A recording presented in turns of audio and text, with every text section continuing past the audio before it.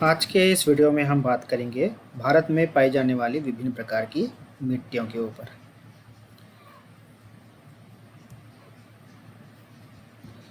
पहले तो हम ये समझ लेते हैं कि मिट्टियों का निर्माण कैसे होता है। तो मिट्टियों का निर्माण विभिन्न प्रकार की चट्टानों से होता है और ये जब चट्टानों का जब अपरदन होता है तब ये छोटे छोटे कणों में विभक्त हो जाते हैं।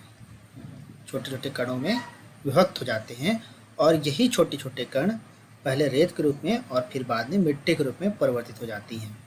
तो इस तरह से मिट्टी का निर्माण कैसे होती है? विभिन्न प्रकार की चट्टानों से होती है। अब चट्टानों में अपर्दन क्यों होता है? तो चट्टानों में जो अपर्दन है वो जलवायु के कारण, मौसम के कारण, वर्षा के कारण और आदि अनेक कारणों की वजह से चट्टानों का अपर्दन होता है और वो किसमें परिवर्तित हो जाते हैं? वह मिट्टी में परिवर्तित हो जाते हैं। तो इस तरह से जो है मिट्टी का निर्माण होता है। अब देखते हैं कि भारत में कितने प्रकार की मिट्टियाँ पाई जाती हैं। तो हम देखते हैं भारत में करीब 8 प्रकार की मिट्टियाँ पाई जाती हैं। कौन कौन सी है तो हम देखेंगे तो ये जलोढ़ मिट्टी है जिससे उत्तर भारत के मैदान का निर्माण हुआ है और भारत में सबसे अधिक क्षेत्रफल में व्याप्त है। उसके बाद काली मिट्टी है, ये ज्वालामुखी के से निकलने वाली लावा के ठंडे होने की वजह से बना है। फिर आयरन ऑक्साइड की वजह से लाल मिट्टियों का निर्माण हुआ है, जो मिट्टी जो दिख रही लाल मिट्टी है। उसी तरह से मरुस्थलीय जलवायु के कारण मरुस्थलीय मिट्टी का निर्माण हुआ है। पर्वत में जो जलवायु पाई जाती है उसकी वजह से पर्वतीय मिट्टी का निर्माण हुआ है। उसी तरह से अत्यधिक वर्षा होने की वजह से लेटराइट मिट्टी का निर्माण हुआ है और विभिन्न प्रकार के ज्वार भाटाओं के कारण क्या हुआ है, जहाँ पर मीठे नदियों का जल और समुद्र का जल आपस में मिलता है, वहाँ पे एक दलदली क्षेत्र का विकास हो जाता है जिसकी वजह से वहाँ की जो मिट्टी होती है दलदली होती है। तो इस तरह से भारत में 8 प्रकार की मिट्टियाँ पाई जाती हैं। तो इसके विषय में डिटेल में हम पढ़ते हैं। तो सबसे पहले अगर हम देखें तो भारत में जो मिट्टी का जो वर्गीकरण किया जाता है वो Indian council for agriculture research के द्वारा किया जाता है।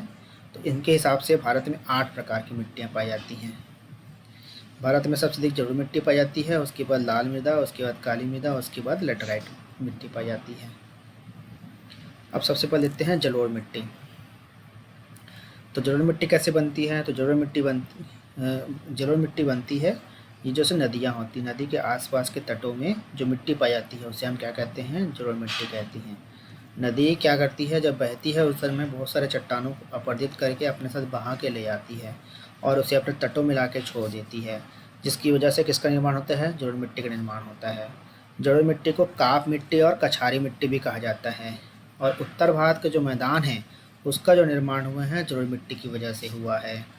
जलोढ़ मिट्टी भी 2 प्रकार की होती है, एक खादर और एक बांगर। खादर जो है नदी के पास में बाढ़ क्षेत्र में पाई जाती है, मतलब जहाँ प्रतिवर्ष बाढ़ आता है उस क्षेत्र विशेष में जो जलोढ़ मिट्टी पाई जाती है उसे हम खादर मिट्टी कहते हैं और यह अत्यधिक उपजाऊ होता है। उसी तरह से बांगर नदी से दूर वाले क्षेत्रों में पाई जाती है और यह खादर की अपेक्षा कम उपजाऊ होती है और इस मिट्टी में नाइट्रोजन, फास्फोरस और ह्यूमस की कमी होती है। और ये किसकी खेती के लिए प्रसिद्ध है? दाल, गेहूँ, धान, गन्ना आदि की खेती के लिए प्रसिद्ध है। उसके बाद देखते हैं लाल मृदा। भारत में दूसरे नंबर पर पाई जाती है, करीब 18% क्षेत्रफल में पाई जाती है। आयरन ऑक्साइड का इसका रंग क्या होता है? लाल होता है। कहाँ पर पाया जाएगा? प्रायद्वीपीय भारत में पाया जाएगा, जैसे तमिलनाडु, तेलंगाना, आंध्र प्रदेश, छत्तीसगढ़, उड़ीसा, पूर्वी मध्य प्रदेश, झारखंड में पाया जाएगा। सबसे अधिक क्षेत्रफल कहाँ पर है? तमिलनाडु में है। अब देखते हैं लेटराइट मिट्टी। तो जहाँ पे 2 सेंटीमीटर से अधिक वर्षा होती है वहाँ पे कौन सी मिट्टी पाई जाएगी? लेटराइट मिट्टी पाई जाएगी। तो ये कहाँ मिलेंगी? पश्चिमी तट पर, उड़ीसा तट पर और शिलांग पठार पर मिलेगी। इसमें हाइड्रोजन, नाइट्रोजन, फास्फोरस तथा पोटास की कमी पाई जाती है। आयरन तथा एल्युमिनियम के ऑक्साइड की प्रचुरता पाई जाती है तथा आयरन ऑक्साइड का रंग क्या होता है? लाल होता है। और ये किसके लिए प्रसिद्ध है? ये बागवानी फसलों के लिए और काजू, नारियल, मसाले आदि के लिए प्रसिद्ध है ये मिट्टी। फिर देखते हैं मरुस्थलीय मिट्टी। तो मैंने पहले ही बताया मरुस्थलीय मिट्टी कहाँ मिलेगी? जहाँ पर मरुस्थल होगा, ये वाला क्षेत्र विशेष। तो यहाँ पर क्या होता है? वर्षा भी कम होती है और ये शुष्क क्षेत्र है, इसकी वजह से यहाँ पे जो मिट्टी पाई जाती है मरुस्थलीय प्रकार की मिट्टी पाई जाती है दक्षिणी पंजाब, दक्षिणी हरियाणा, राजस्थान, गुजरात व कच्छ क्षेत्र में। यहाँ पे हम ज्वार, बाजरा, मोटे अनाज जैसे सरसों की खेती, मोटे अनाज जैसे खाद्यान्नों का उत्पादन कर सकते हैं। फिर है पर्वतीय मृदा। तो पर्वतीय मृदा में क्या होता है, जो हिमालय के साथ साथ पाई जाती है उसे हम क्या कहते हैं, पर्वतीय मृदा कहते हैं। कहाँ कहाँ मिलेगी, जम्मू कश्मीर में, हिमाचल प्रदेश में, उत्तराखंड में, सिक्किम में और अरुणाचल प्रदेश से पाई जाएगी। इसमें ह्यूमस की अधिकता होती है जिसका इसमें अम्लीय गुण आ जाता है। अतः पर्वतीय ढालों पर जो सेब, नाशपाती एवं चाय की खेती की जाती है वह पर्वतीय मृदा पर ही की जाती है। उसके बाद देखते हैं हम काली मिट्टी। तो काली मिट्टी कहाँ पाई जाएगी, यहाँ पे काली मिट्टी पाई जाएगी। ये क्षेत्र विशेष में, ये वाले क्षेत्र विशेष में क्या पाई जाएगी, आपकी काली मिट्टी पाई जाएगी। ये वाले क्षेत्र विशेष में क्या पाई जाएगी, काली मिट्टी पाई जाएगी। कैसे मिली होगी, यहाँ पे कभी ज्वालामुखी रहा होगा जिससे निकला हुआ लावा निकला होगा, जिससे लावा निकला होगा। लावा ठंडी होगी, ठंडी होने की वजह से एक बेसाल्ट चट्टान बना होगा और बेसाल्ट चट्टानों के अपरदन से क्या बना होगा, काली मिट्टी बना होगा। और काली मिट्टी किसके लिए महत्वपूर्ण है, काली मिट्टी महत्वपूर्ण है कपास की खेती के लिए। तो जिन क्षेत्रों में कपास ज़्यादा होता है उस या काली मिट्टी ज़्यादा पाई जाती है वहाँ पे कपास का उत्पादन अत्यधिक होता है।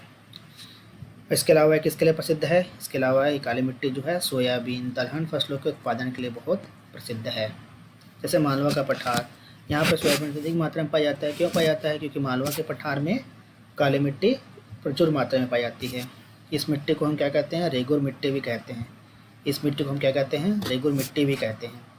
और इस मिट्टी के जल धारण की क्षमता सबसे अधिक होती है। और क्या होता है, जल धारण की क्षमता सबसे अधिक होती है। साथ में क्या होता है, जैसे ही गर्मी का दिन आता है तो ये मिट्टी क्या जाती है, फट जाती हैं। ठीक है, अब इसमें किसकी कमी होगी, इसमें कमी होगी ह्यूमस की और नाइट्रोजन की कमी होगी। क्यों, क्योंकि ये लावा के ठंडा होने से बनता है। अब उसी तरह से एक मिट्टी होती है, लवणी मिट्टी होती है। तो लवणी मिट्टी कहाँ मिलेगी हमको, लवणी मिट्टी हमें मिलेगी उन क्षेत्रों में जहाँ पर सिंचाई बहुत ज़्यादा होती है। तो सिंचाई बहुत ज़्यादा होती है वहाँ पे क्या मिलेगी, लवणी मिट्टी मिलेगी। तो किन क्षेत्र में मिलेगी, जहाँ पर हरित क्रांति का प्रभाव ज़्यादा हुआ था, जैसे हरियाणा, पंजाब, पश्चिमी उत्तर प्रदेश, राजस्थान, उन जगहों पर इस प्रकार की मिट्टी मिलेगी। तो इस तरह से हमने 8 प्रकार की मिट्टियों को देखा जो कि परीक्षा के दृष्टिकोण से अत्यंत महत्वपूर्ण है। तो आज के वीडियो लेक्चर में इतना ही। अगले वीडियो लेक्चर में हम एक नए टॉपिक पर चर्चा करेंगे।